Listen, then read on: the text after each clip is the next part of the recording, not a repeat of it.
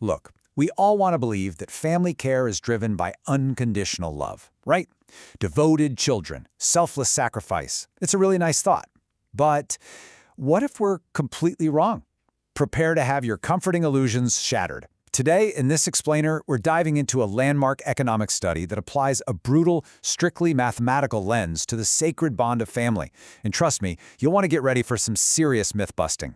Think about Asian cultures for a second. We instantly picture this concept of filial piety, just pure, unbroken family devotion. We kind of assume it's simply hardwired right into the cultural DNA, with generations joyfully taking care of their elders. But is it, really?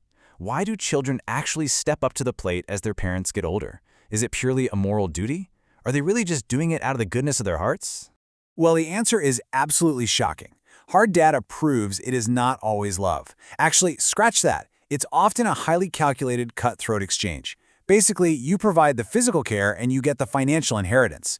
A 2016 study from the National Bureau of Economic Research proves this massive exchange motif is hiding right in plain sight. We are talking about a literal business deal happening right at the family dinner table, and they used massive data sets to back this up. So the researchers essentially pitted two competing theories against each other.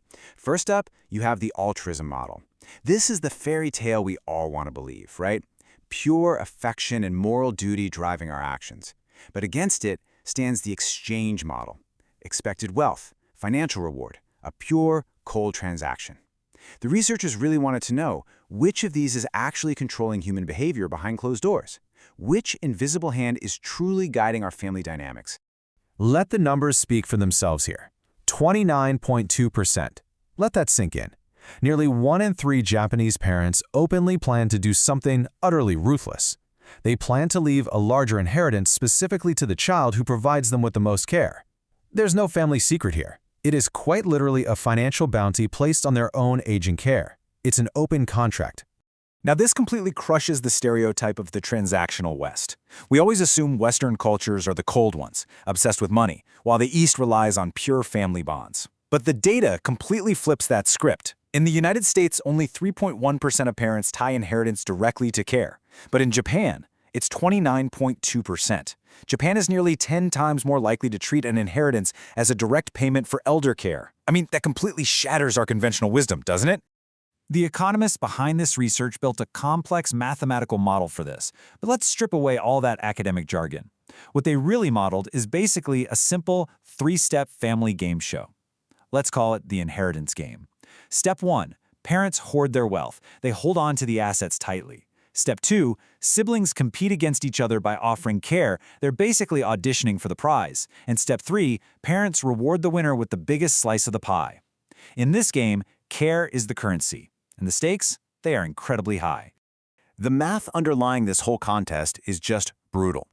More siblings equals more competition. And that mathematically equals more total care provided to the parents. Just think about the psychological reality of this for a second. If you have brothers and sisters, you have rivals. You literally have to work significantly harder to secure your slice of the inheritance. And the parents benefit directly from this sibling rivalry. The more kids fighting for the prize, the more comfortable the parent's old age becomes.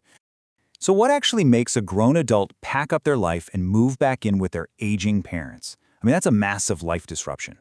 Well, when there's no inheritance expected, the rate of kids moving back in is 17.7%. But when a bequest is on the line, boom, it rockets up to 30.6%. The likelihood of a child moving in almost doubles when there's cash on the table. Money talks, and it talks loudly. It overrides personal convenience, it overrides independence. The sheer expectation of a payout literally changes where people choose to sleep at night. And you know what? This transactional pattern isn't just about the major life decision of moving in. It applies to the mundane daily grind too. Doing the laundry, washing the dishes, sweeping the floors. When there's no money expected, only 20.4% of kids help out with these chores. But when money is expected, suddenly 31.6% become very, very helpful around the house. It's wild. Expected money radically alters everyday human behavior. Even the smallest acts of perceived kindness are mathematically linked to that ultimate financial payoff. Gut, wait a minute. This begs a massive, fundamental question. How do economists actually prove this is about the money? How do we isolate the money motive from simple, everyday human decency? Well, we look at the ultimate control group, the only child. Think about it. If this entire economic system relies on sibling competition, what happens to the math when there are absolutely no rivals? This is exactly how you test the theory. You remove the threat of losing the inheritance. And the answer proves this wild economic theory perfectly. No siblings means absolutely no competition. And without competition, the money motive vanishes entirely.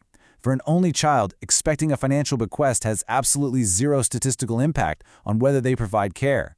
Think about how crazy that is. The money loses all its power. Why? Because the game is rigged. The only child gets the money no matter what they do. They have a total monopoly on the inheritance. So instantly the parents lose all their financial leverage. So what actually drives an only child to care for their parents then? Well, when you completely remove sibling rivalry, the human element finally returns to the driver's seat. Pure love and altruism, they show a strong impact. Religious faith, strong impact. Expected inheritance, zero impact. Without competitors, the financial leverage just evaporates, and true affection takes over. The data brilliantly isolates human nature here. When we aren't forced to compete for dollars against our own siblings, our actual morals finally dictate our actions. Now, to be fair, we cannot ignore culture entirely. Economic models don't exist in a vacuum, right? Tradition is certainly not dead. Rigid social norms still pull massive weight in these caregiving decisions. For example, the traditional eldest son rule still heavily dictates who takes on the living burden in Japan. It's a deeply ingrained societal expectation. And if a family has no brothers, the data shows daughters step up to fill that exact gap. So, tradition acts as a massive secondary lever when money isn't the absolute sole factor. Sociology and economics are basically working hand in hand to ensure the parents are taken care of. There is also this fascinating, almost brutal economic side note in the data regarding education. Higher education equals a higher opportunity cost, and that translates directly to less care provided. College graduates provide significantly less physical care. Why? Because their time literally costs more on the open job market. Every hour they spend washing dishes for a parent is an hour they could be earning a high salary. They lose more money by staying home. Economics is truly ruthless here. It quantifies the exact price of human time, and the highly educated simply cannot afford to play the caregiving game.